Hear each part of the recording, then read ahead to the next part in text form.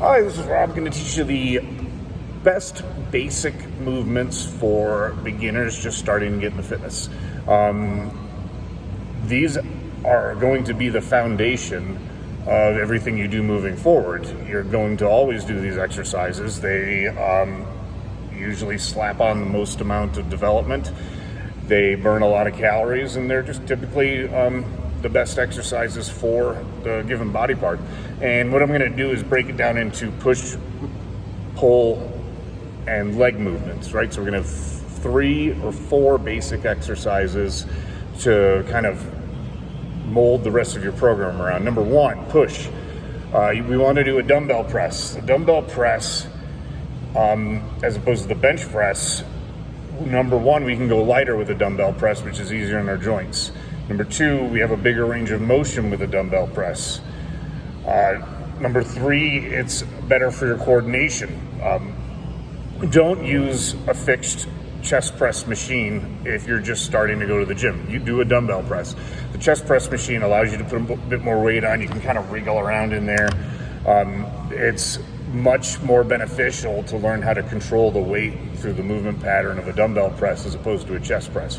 And the dumbbell press is more advantageous than the bench press because it's easier on the shoulders. There's a bigger range of motion.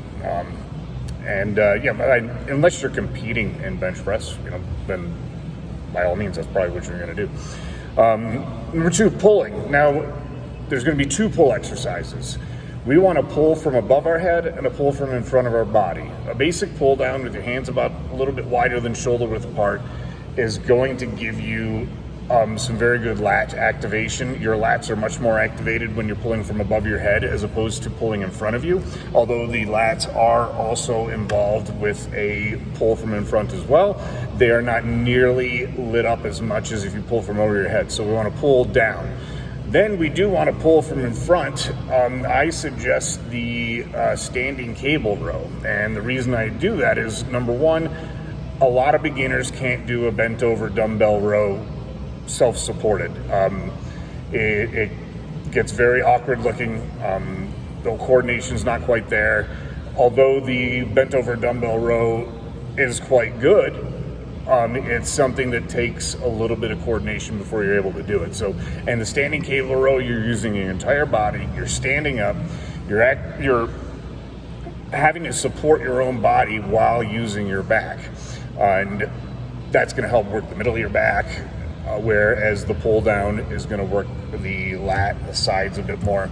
So a standing cable row is great.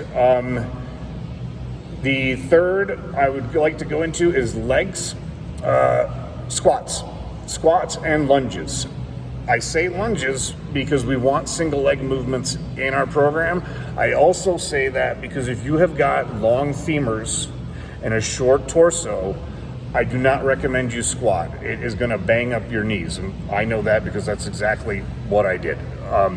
The lunge is a bit more suited for someone with very long legs, because with someone with very long legs, they have to go very wide with their squat. It takes the emphasis off the quads. It starts putting them on the hamstrings.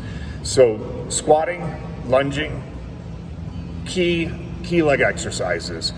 Don't leg press. Don't do extensions, leg curls over squatting.